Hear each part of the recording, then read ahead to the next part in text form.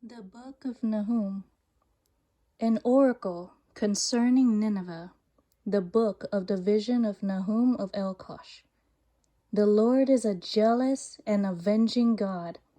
The Lord is avenging and wrathful. The Lord takes vengeance on his adversaries and keeps wrath for his enemies. The Lord is slow to anger and great in power, and the Lord will by no means clear the guilty. His way is in whirlwind and storm, and the clouds are the dust of his feet. He rebukes the sea and makes it dry. He dries up all the rivers. Bashan and Carmel wither. The bloom of Lebanon withers.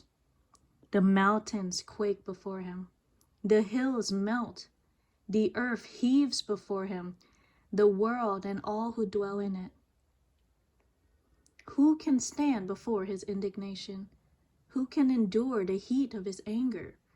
His wrath is poured out like fire, and the rocks are broken into pieces by him. The Lord is good, a stronghold in the day of trouble. He knows those who take refuge in him. But with an overflowing flood, he will make a complete end of the adversaries and will pursue his enemies into darkness. What do you plot against the Lord? He will make a complete end. Trouble will not rise up a second time, for they are like entangled thorns, like drunkards as they drink. They are consumed like stubble fully dried. From you came one who plotted evil against the Lord, a worthless counselor.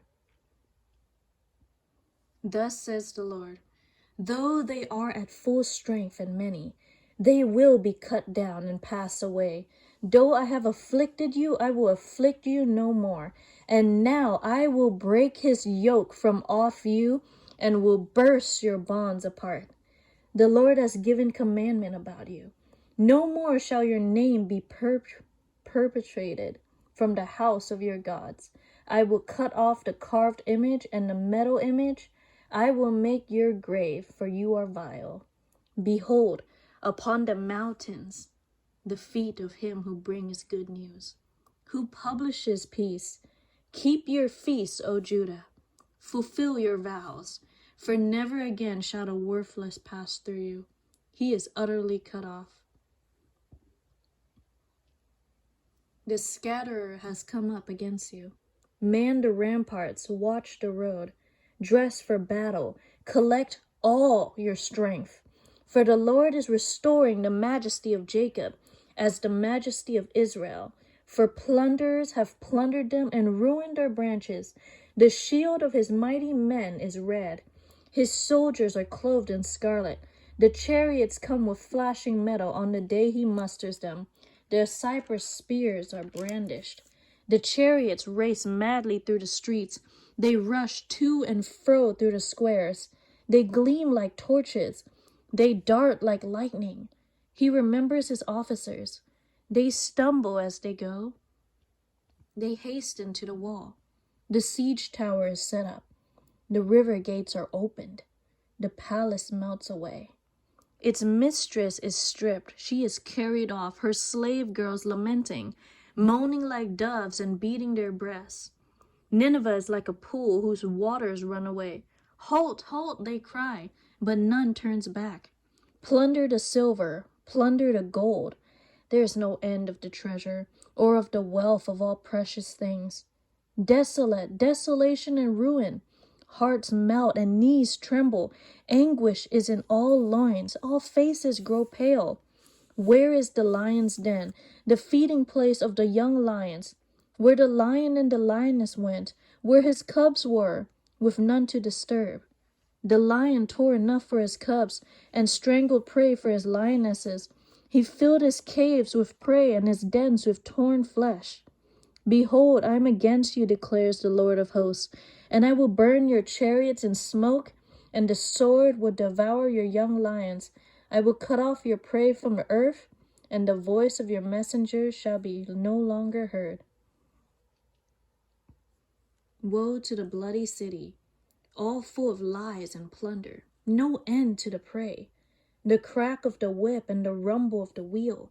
galloping horse and bounding chariot, horsemen charging, flashing sword and glittering spear, hosts of slain, heaps of corpses, dead bodies without end.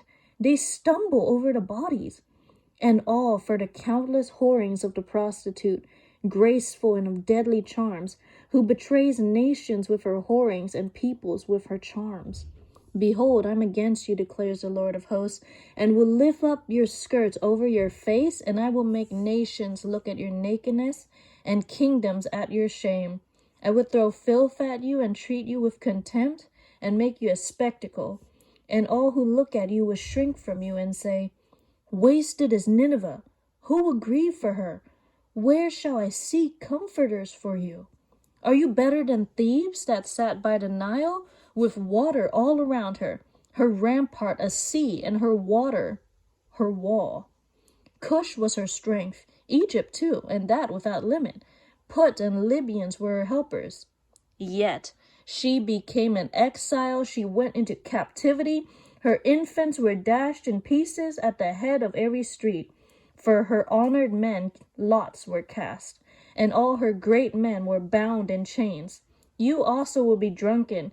You will go into hiding. You will seek a refuge from the enemy. All your fortresses are like fig trees with first ripe figs. If shaken, they fall into the mouth of the eater. Behold, your troops are women in your midst. The gates of your land are wide open to your enemies. Fire has devoured your bars.